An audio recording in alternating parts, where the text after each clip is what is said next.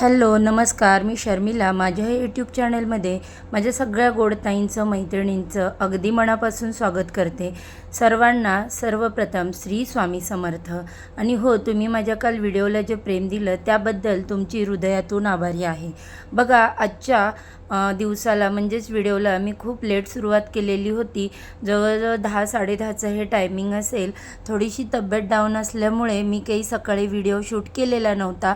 तर त्यानंतर म्हटलं चला आता व्हिडिओ शूट करावा, कारण माझ्या ज्या काही काम करत करत आपण थोड्या गप्पा मारूया. बघा ताईंनो, आयुष्य समजून घ्यायला भल्या भल्यांची हात गेली तरी आयुष्य पूर्णपणे कोणालाच समजलं नाही.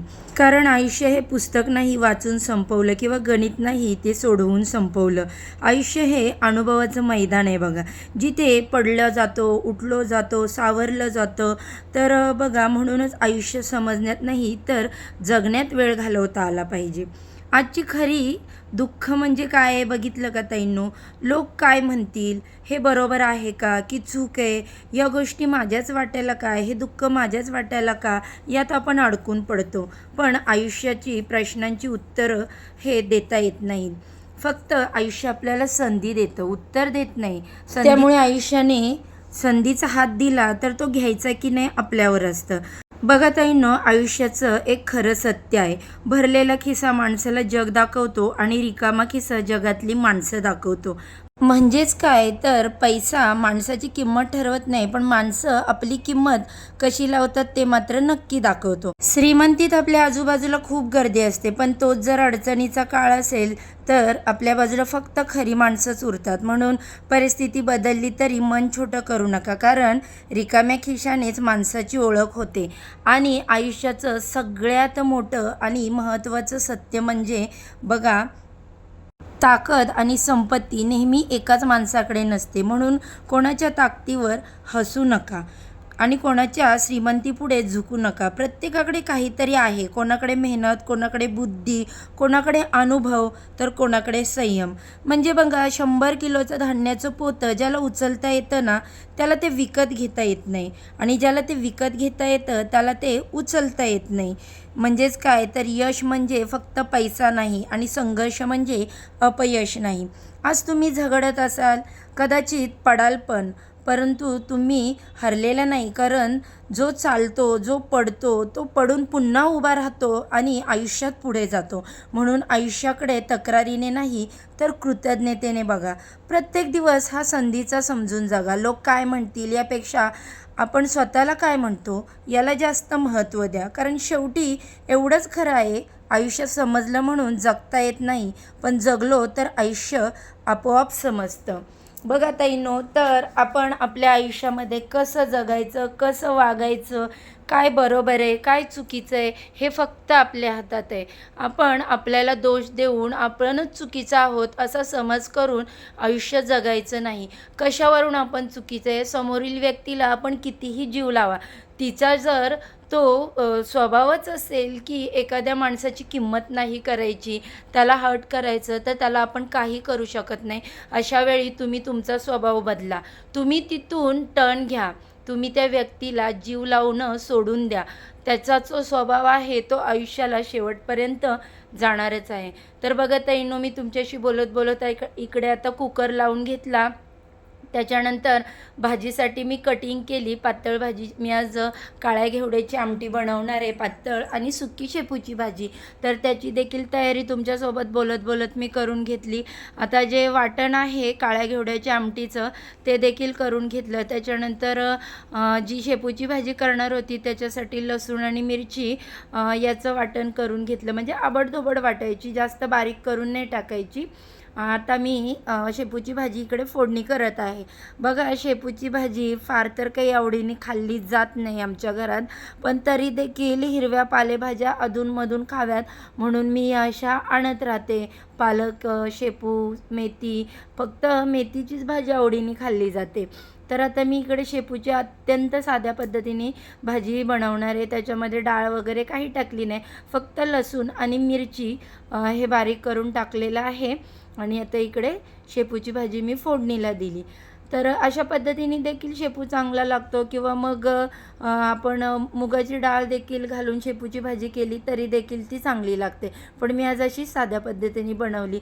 शेंगदाण्याचं कच्चं आबडधोबड कूट मी नेहमी शेपूच्या भाजीत घालते, शेंगदाणे भाजत नाही. कारण मी ही पद्धत माझ्या मम्मीची आहे, ती देखील नेहमी अशाच पद्धतीने शेपूची भाजी करते.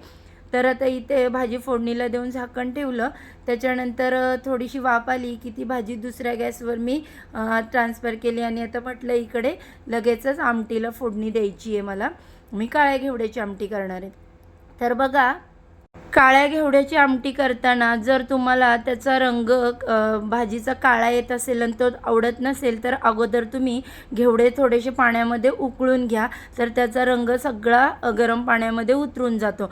पण मी काय असं करत नाही, कारण त्याची देखील टेस्ट छान लागते जरी भाजी काळी दिसली तरी. आता इथे मी हे वाटण टाकलं. तर आधी तेल गरम करून ते घेतलं, त्याच्यात थोडेसे खडे मसाले टाकले आणि त्याच्यानंतर कांदा, टोमॅटो, आलं, लसूण, कोथिंबीरचं हे मी जे वाटण केलं ते टाकलं. त्यानंतर सगळे बेसिक जे मसाले आहेत ते मी याच्यामध्ये घालणार. आता तुम्ही म्हणाल बेसिक मसाले म्हणजे काय, तर नेहमी देखील मला सांगायला योग्य वाटत नाही आणि ते तुम्हाला ऐकायला देखील योग्य वाटणार नाही. तेच काय सारखं रिपीट सांगत राहायचं, म्हणून मग मी बेसिक मसाले असा शब्द वापरला. तर याच्यामध्ये धना पावडर, जिरा पावडर, लाल तिखट, त्याच्यानंतर गरम मसाला, घाटावरचं काळं तिखट, असं सगळं याच्यामध्ये एकत्र असतं, म्हणून मी त्याला बेसिक मसाले बोलले. आणि थोडंसं पाणी टाकून तेल सुटेपर्यंत ही भाजी चांगली अशी जे आपण वाटण बनवलं होतं मसाला तो भाजून घ्यायचा आणि नंतर मग त्याच्यामध्ये हे काळे घेवडे टाकायचे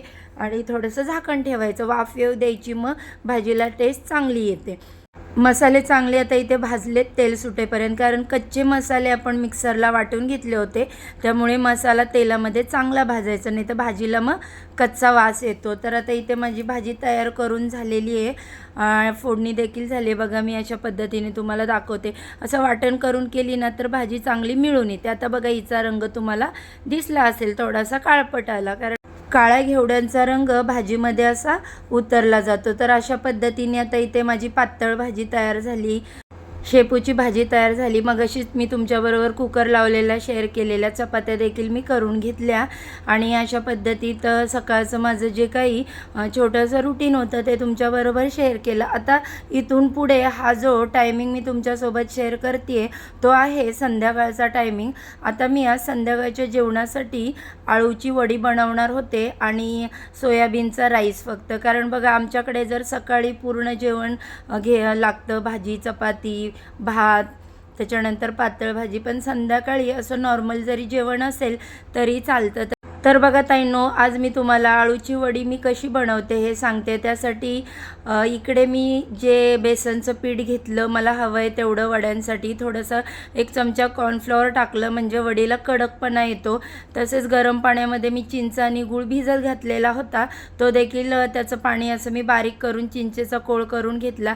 आणि हा जो मसाला दिसतोय त्याच्यामध्ये मी जिरे, लसूण, खोबरं, कोथिंबीर आणि मिरची आणि त्याच्यानंतर हळद देखील त्यातच टाकून हे मिक्सरला वाटून घेतलं होतं. तर हे सगळं या पिठामध्ये टाकून एकजीव करून घेतलं. थोडंसं मला जरा पातळ वाटलं म्हणून बेसन पीठ ॲड केलं आणि आता व्यवस्थित आता इकडे माझं जे आपल्याला आळूवडीसाठी लागणारे पीठ आहे ते तयार झाले. थोडंसं त्याच्यामध्ये चवीनुसार मीठ घालून घेतलं. आता बघा ताईंनो, मी तुम्हाला इथे एक ट्रिक सांगते वड्या करताना. जेव्हा आळूच्या वड्याची आपण पानं घेतो तेव्हा त्याची जे अशा शिरा असतात तर त्या जाड असतात आणि त्याच्यामुळे कधी आपली वडी रोल करताना फाटते. तर ती लाटण्याने अशी लाटायची म्हणजे शिरा खाली बसल्या जातात. आता मी एक 6 ते 5 पानांची एक वडी अशी करून घेणार. याचे माझे 2 रोल झाले.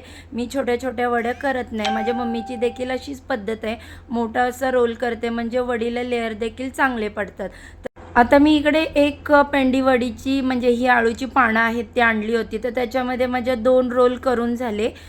तर मी ते बघा तुमच्यासोबत शेअर करतेच आहे. एक रोल करून साईडला ठेवला आणि हा दुसरा रोल करते. तसेच साईडला मी गॅसवर जे स्टीमर आहे तो अगोदरच पाणी ठेवून स्टीम करायला ठेवलेला होता, म्हणजे गरम पाणी करायला, म्हणजे वडी लगेच तयार झाली की मग मी त्याच्यामध्ये ती ठेवून देणार आहे, म्हणजे पटकन आपली शिजली जाईल. तर आता हा राहिलेला जो सगळा मसाला आहे तर दोन्ही साईडनी जी वडीची तोंडं असतात ती देखील पॅक करून घ्यायची, म्हणजे वडी सुटत नाही. किंवा मग आपण इथे जे शेवटचं टोक असतं पानांचं तर ते पण व्यवस्थित असं पॅक करायचं त्या मसाल्याने, म्हणजे वडीचा रोल जो आहे तो शिजायला ठेवला तरी तो अजिबात सुटत नाही. तोपर्यंत इकडे बघा स्टीमर माझा पाणी गरम झालेलं आहे स्टीमरमधलं. तर मी कोणतीही गोष्ट स्टीम करताना ऑडीचा इथे इकोबॅग पेपर वापरतं, त्यामुळे खाली कोणतीच गोष्ट चिकटत नाही. मोदक असू, वडी असू, मोमोज असू, तर ते अशाच पद्धतीने स्टीम करते. आता त्यानंतर वडी मी साईडला ठेवून दिली शिजायला आणि इकडे जो सोयाबीन राईस बनवणार आहे त्यासाठी तयारी करत आहे. त्याला कांदा टोमॅटो मी चॉप करून घेतला. सोयाबीन मी अगोदरच पाण्यामध्ये भिजत घातले होते, ते स्वच्छ 2-3 पाण्याने धुवून घेतले. कारण बघा सोयाबीन व्यवस्थित धुतले नाही तर त्याचा तो वास येतो, मग माझी मुलं खातच नाहीत असं.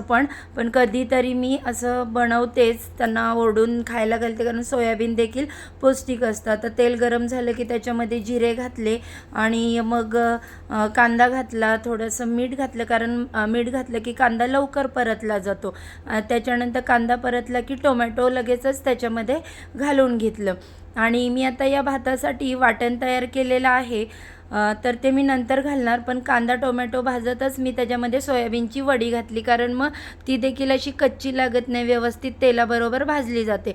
आता हे जे वाटण मी बोलले होते मगाशी ते आलं, लसूण, कोथिंबीर आणि थोडेसे खडे मसाले देखील मी त्याच्यातच टाकले, टेस्ट चांगली येते. आता हे सगळे बेसिक मसाले पावडर आहेत तर मी ते देखील घालून घेते याच्यामध्ये. बघा संध्याकाळी अगदी जास्त भूक नसेल, आपल्याला नॉर्मल जेवण जेवायचं असेल तर असा हा सोयाबीन राईस अतिशय उत्तम लागतो चवीला. आता इकडे माझे सगळे हे मसाले जे आहेत ते भाजून झाले. थोडंसं पाणी टाकलं, कारण बघा मी प्रत्येक वेळेस तुम्हाला सांगते मसाले व्यवस्थित भाजण्यासाठी थोडंसं पाणी टाकायचं, म्हणजे त्याचा कच्चापणा जातो. आता जेवढा आमच्या फॅमिलीसाठी लागणार आहे भात तेवढे मी तांदूळ घेतला. तर हा इंद्रायणी तांदूळ आहे, 2 वाटी मी तो इंद्रायणी तांदूळ घेतलेला आहे. तो देखील आता छान मसाल्याबरोबर परतवून घेतला आणि त्याच्यानंतर बघा त्याच्यामध्ये पाणी घातलं. तर पाणी किती घालायचं, तर पाण्याचं प्रमाण बघा, जेवढ्या वाटीने आपण समजा 2 वाट्या मी इथे इंद्रायणी तांदूळ घेतल्या तर 4 वाट्या मला तिथे पाणी लागणार आहे, म्हणजे तांदळाच्या दुप्पट पाणी घालायचं, एकदम व्यवस्थित भात होतो. आता त्यानंतर मी 2 चमचे इकडे तूप घातलं, कारण बघा माझी मुलं आहे ना वरून अजिबात तूप घेत नाहीत, त्याच्यामुळे मी भात केल्यानंतर अशी भातामध्येच फोडणीत तूप घालते. किंवा पीठ मळताना देखील मी पिठात अगोदरच तूप घालते, त्याच्यामुळे मग त्यांच्या पोटात थोडं का होईना तूप जातं. तूप खाल्लेलं हाडांसाठी चांगलं असतं ना. तोपर्यंत इकडे मी साईडला बघा आता ही जी दिसतीये ती शेवयांची खीर आहे. माझ्या मुलांना फक्त शेवयांची खीर आवडते आणि ती पण कस्टर्ड पावडर टाकून करायची, साधी नाही. आणि मग इथे मी लगेचच जी मगाशी मी तुमच्यासोबत वडी शेअर केली तर वडी देखील करत आहे. तर आता या खिरीमध्ये मी कस्टर्ड पावडर टाकली, तसेच काजू बदाम जे ड्रायफ्रूट्स आहेत ते देखील कट करून टाकले. आणि आपले जे डीमार्टला भाजलेल्या शेवया मिळतात खिरीच्या, त्या मी नेहमी आणत असते, दर महिन्याला तरी 1-2 पॉकेट आणतेच, कारण माझ्या मुलांना फार आवडते. आठवड्यातून आम्ही 2-3 वेळा तरी खीर बनवतो. असं पण शुक्रवारी देवीला नैवेद्यासाठी तर खीर माझी ठरलेलीच असते. पण बाकी कोणती खीर म्हटलं की मुलं नको म्हणतात, फक्त शेवयाची खीर. मग त्यांना तांदळाची खीर नको, रव्याची खीर नको. मग म्हटलं चला आपण जर मुलांच्या आवडीची नाही खीर बनवली तर मग ते खायला मागत नाही, मग आम्हाला दोघांनाच 1-1 वाटी खावी लागते. त्यासाठी म्हटलं मी फक्त शेवयांचीच खीर बनवते. आता इकडे बघा सगळं जेवण तयार झालेलं आहे, तर मी एक प्लेट सर्व करते, ते देखील तुमच्यासोबत शेअर करते. ते मस्त गरम गरम अशी वाफळलेली खीर. त्याच्यानंतर आत्ताच मी कुकर खोलला आहे बघा, गरम गरम असा सोयाबीनचा राईस. आणि जी मी आत्ता तुमच्यासोबत आळूची वडी शेअर केली होती ती वडी देखील केली. तर आता आमच्या घरामध्ये बघा 2 पद्धतीने वडी खाल्ली जाते. माझ्या श्रावणीला अजिबात तळलेली वडी आवडत नाही आणि श्रावणीच्या पप्पांना तळलेलीच वडी आवडते, त्याच्यामुळे मी अर्धी तळते अर्धी बाकी ठेवते. तर बघा ताईंनो, अशा प्रकारे मी आजचा व्हिडिओ तुमच्यासोबत शेअर केला. कसा वाटला तुम्हाला छोटासा व्हिडिओ? तुम्हाला जर व्हिडिओ आवडत असतील माझे बघायला तर व्हिडिओला एक लाईक करा, चॅनेलला सबस्क्राईब करा. आजच्या व्हिडिओचा इथेच एंड करते. श्री स्वामी समर्थ.